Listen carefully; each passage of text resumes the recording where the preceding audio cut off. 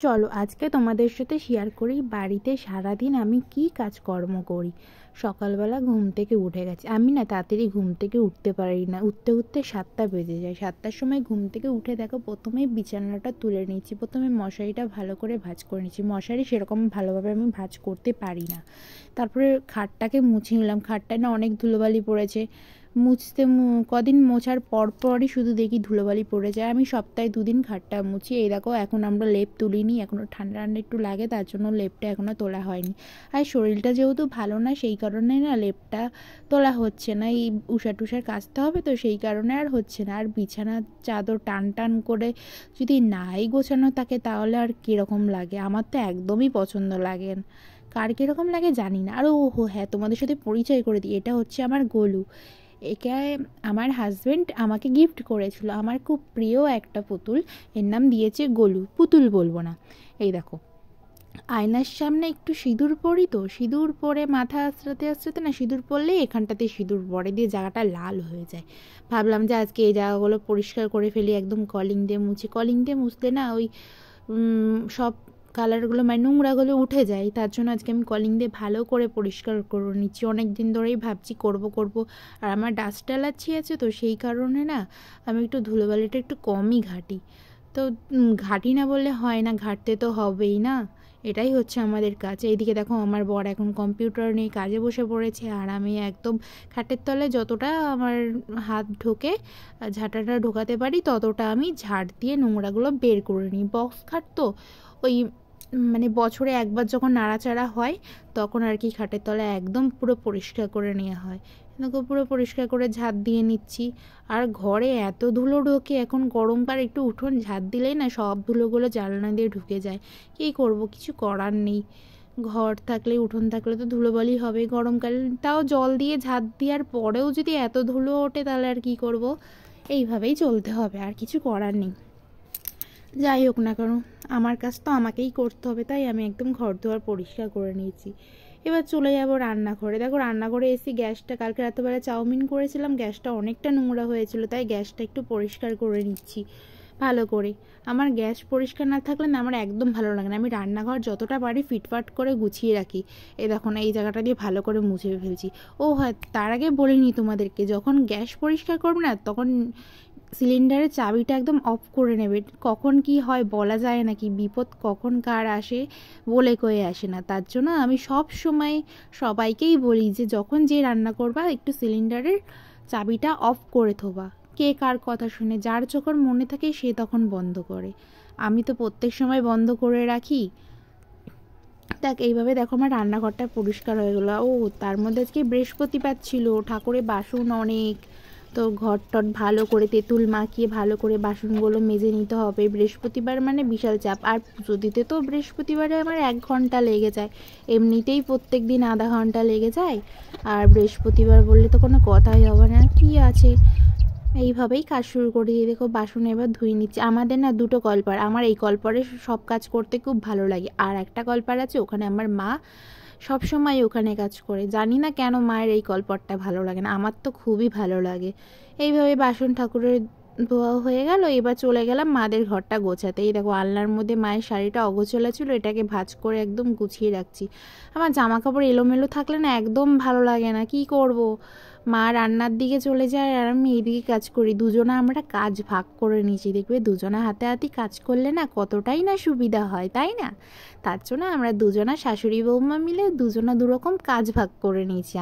আমি করি ঘরের কাজ, মা করে বাইরের কাজ। বাইরের কাজ বলতে রান্নাটা করে, আর এঁঠো বাসন থাকলে কয়েকটা মা মেজে ফেলে। এই দেখো আমি এবার চলে এসেছি ঠাকুরঘর, এটা হচ্ছে আমাদের ঠাকুরঘর। এই ঘরে না একটা খাটও আছে, এই ঘরটা ইউজ করা হয় না আমাদের, কারণ আমরা তো ওইদিকে থাকি, এই পাশের ঘরে মা বাবা থাকে, আর এই ঘরটা কেউ থাকে না। যাক, বাড়িতে লোকজন আসলে তো তখন তো একটা ঘরের দরকার হয়, তখন এই ঘরটায় তারা থাকে। কে আছে, ঘর থাকলে কোনো অসুবিধা নেই, তাই না? সব সময় ফিটফাট গুছিয়ে রাখলেই হবে। তাও ফিটফাট গুছিয়ে রাখি, কিন্তু না অনেক মানুষ আছে যারা বলে যে আমি নাকি বাড়ি কোনোই কাজ করি না। তারা কি করে দেখবে বলো? তাদের তো মনে হয় চোখই নেই যে কাজ করি কি করি না। তারা ভাবে কি যে আমি শুধু শুয়ে বসে কাটিয়ে দিই সারা দিনটা। তারা জানে না যে বউ মানুষরা কখনো শুয়ে বসে কাটায় না। আমি ওরকম মেয়ে না, আমি কাজকর্ম করেই খাই, যতটা পারি ততটাই কাজ করি, তাই না? এই দেখো আর আমার প্রত্যেক দিন ঘর মোছার কাজ। কত বকা দেয় যে প্রত্যেক দিন ঘর মোছার কোনো দরকারই নেই। আমার না আবার ভালো লাগে না, আমার মনে হয় যে আমি প্রত্যেক দিন ঘর মুছি, প্রত্যেক দিন আমি ঘর মুছি। ঘর না মুছলে না আমার ঘরে কীরকম মনে হয় নোংরা নোংরা লাগে। সেই মতন আমি ঘর দুয়ার একদম মুছে ফিটফাট করে একদম গুছিয়ে নিই। আর আমার কাজ হয়ে যায় তাড়াতাড়ি করে, সকালবেলা উঠে এইসব কাজ করে নিই। আমার বেশি বেলা হয়ে গেলে না তখন কাজ করতে একদম এনার্জি আসে না। তার জন্য কী করি, যতটা পারি সকাল সকাল আমি কাজগুলো সেরে নিই। যেহেতু রান্নার দিকটা আমাকে দেখতে হয় না, রান্নাটা মাই করে, রান্নার দিকটা আমি সেরকমভাবে গুছিয়ে উঠে করতে পারি না বলাটা ভুল, করতে পারি। উনুনে না ঠিক মতন রান্না করতে পারি না, গ্যাসে হলে একটা কিছু চাপিয়ে রান্না করা যায়। তার জন্য মা উনুনে রান্না করে আর আমি এই দিকে সংসারে টুকি নাকি হ্যাড্ডা ব্যাড্ডা কাজ করি। এইভাবেই আমাদের দুজনার সংসার চলছে। এদিকে কটা এঁটো বাসন ছিল, সেই এঁটো বাসনগুলোকে আমি মেজে নিচ্ছি। যাক, এখন তো খাওয়া দাওয়া করতে হবে, এই এঁটো বাসনগুলো মেজে। এই দেখো ঝুড়িটা এতটা ধার ছিল আমি বুঝতে পারিনি, নতুন ঝুড়ি তো হাতটা আমার কেটে গেল, অনেকটাই কেটে গেছিলো হাতটা। যাই হোক না, বাসনগুলো ধুতে হবে, তো সেই অনুযায়ী বাসনগুলো একদম ধুয়ে নিচ্ছি। দেখো ধোয়া কমপ্লিট। আর এখানে না মশলাগুলো যেহেতু কাঠে রান্না হয় তো পুরো তেলকাশটা হয়ে গেছে। মশলার কৌটোগুলো ভালো করে মেজে ওগুলোকে ধুয়ে নিচ্ছি। আমার না পরিষ্কার জিনিসপত্র না হলে ভালো লাগে না, তার জন্য প্রত্যেক সময় ভাবি কি যে না আমি সব কিছু গুছিয়ে গাছিয়ে রাখবো। তার জন্যই তো এই আজকে বসে বললাম দেখো কৌটো কাউটি নিয়ে ধুতে। আমি সপ্তাহে 2 দিন কৌটো কাউটি ধুই। আমার খুব ভালো লাগে এই সব কাজ করতে।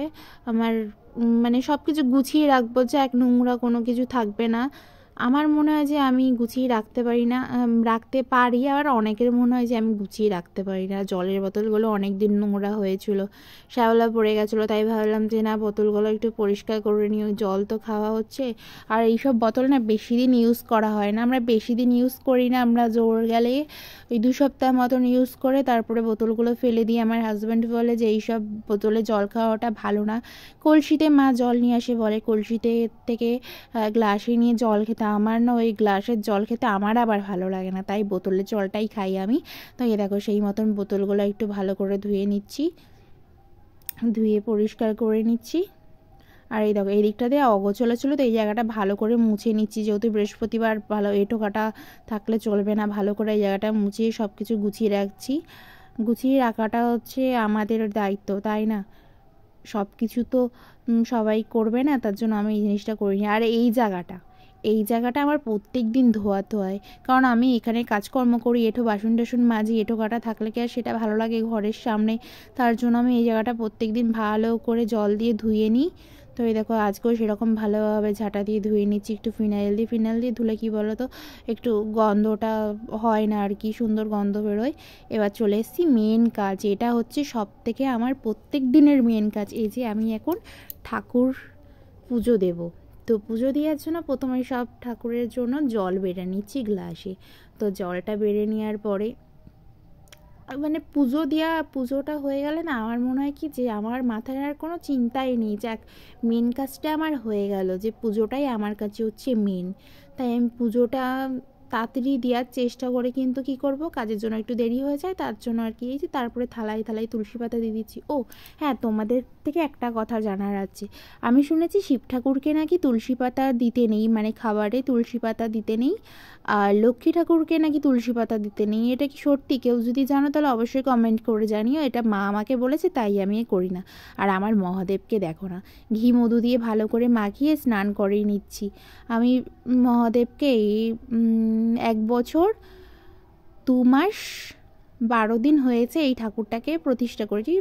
2 মাস এরকম বলাটা ভুল, 1 বছর মতন হয়েছে এই ঠাকুরকে প্রতিষ্ঠা করেছি বাড়িতে, মানে নিজের হাতেই আমি পুজো করেছি। শিবরাত্রিতে জল ঢালবো কোথায়, তার জন্য আমি শিব ঠাকুরকে বাড়িতে নিয়ে এসে পুজো করেছি। মাকে বলেছিলাম, মা বলছে ঠিক আছে তুই যদি পুজো দিতে পারিস তাহলে নিয়ে আয়। তো সেই মতন আমি আর আমার বর চলে গেছিলাম ঠাকুর কিনে নিয়ে এসেছি। আর আমার মহাদেব না, এটা হচ্ছে পাথরের মহাদেব, আমার পাথরের মহাদেব মানে খুব ভালো লাগে। আর এইদিকে দেখো না আমি রুদ্রাক্ষের মালাও পরে দিয়েছি, আর এইদিকে লক্ষ্মী ঠাকুরকেও নামিয়ে নিচ্ছি। আমাদের লক্ষ্মী প্রতিমাটা না পিতলের, তো বর বলছে প্রত্যেকবার পছন্দ করতে আর পারি না, মানে বর একা পুজো করতো তো আগে, তার জন্য ও বলছে আমি না পিতলের ঠাকুর নিয়ে আসি, আমাকে বলেছিল। আমি বলছি ঠিক আছে তাহলে তুমি পিতলের ঠাকুরই কিনে নাও। ও পিতলের ঠাকুর কিনেছে। আর এইদিকে দেখো আমি সব ঠাকুরকে স্নান করিয়ে নিচ্ছি।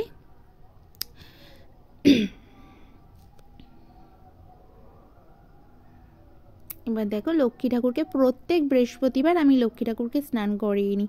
এই দেখো লক্ষ্মী ঠাকুরকে আমি স্নান করিয়ে নিচ্ছি। এবার ভালো করে লক্ষ্মী ঠাকুরকে একটু মুছে নেব।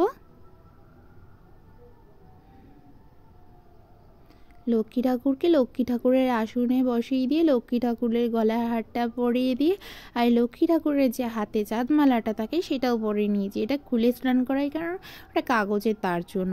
আর এই দিকে দেখো চন্দন বেটে নিচ্ছি, ঠাকুরকে চন্দন পরাতে হবে, চন্দন তুলসী পাতা দিতে হবে, তার জন্য চন্দনটা বেটে নিচ্ছি। দেখো এক এক করে সব ঠাকুরকে চন্দন পরিয়ে নিচ্ছি।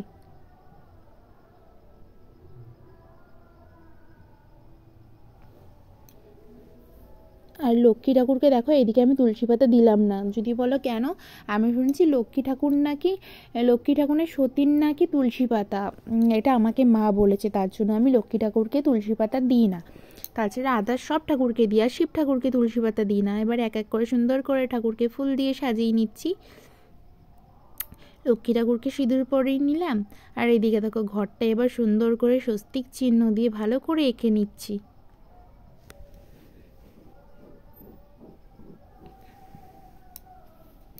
কে কে আমার মতন পুজো দিতে ভালোবাসো অবশ্যই কমেন্ট করে জানিও, আমার তো খুবই ভালো লাগে। আর দেখো না আমি সব কিছু না এবার লক্ষ্মী পুজোতে পিতলের কিনে নিয়েছি, পিতলের আমের সরা, পিতলের পান পাতা, পিতলের কলা, সব আমি পিতলের কিনে নিয়েছি। শুধু দুব্বটা কেনা হয়নি, বেলপাতাটাও কিনেছি, শিব ঠাকুরের জন্য বেলপাতাটা কিনেছি। আর ঘটে আমি কাঁচা বেলপাতাই দিই।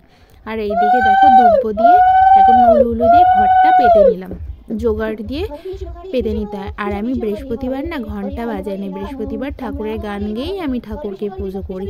কারণ বৃহস্পতিবার নাকি লক্ষ্মীবার, তো তার জন্য ঘন্টা বাজালে লক্ষ্মী ঠাকুর আসে না, সেই কারণেই আমি লক্ষ্মী ঠাকুরকে ঘন্টা বাজিয়ে আরতি করি না। সব ঠাকুরকে সেদিনকে এমনিই আরতি করে নিই। দেখো ধূপকাঠি দিয়ে এবার আরতি করে নিচ্ছি। এবার করে নেব প্রদীপ দিয়ে আরতি। ভগবান যেন সবার মঙ্গল করে, সবাইকে যেন ভালো করে, ভালো রাখে, এই মঙ্গল কামনাটাই চাই। এবার শঙ্খটা ভালো করে বাজিয়ে নিচ্ছি। এবার ভগবানকে নমস্কার করে প্রার্থনা করে নিলাম। এবার চলে গেলাম বাইরে তুলসী তলায় জল দিতে। ভগবান সবার মঙ্গল করে সবাইকে ভালো রেখো। এবার আজকে আমাকে কমেন্ট করে তোমরা সবাই জানিও যে আজকের ব্লগটা কেমন লেগেছে, অবশ্যই কমেন্ট করে জানিও। কিন্তু যদি ভালো লাগে তাহলে লাইক, কমেন্ট, শেয়ার এবং চ্যানেলটি সাবস্ক্রাইব করতে একদম ভুলবে না। আবার নেক্সট বড় একটা ব্লগ নিয়ে আবার তোমাদের সাথে চলে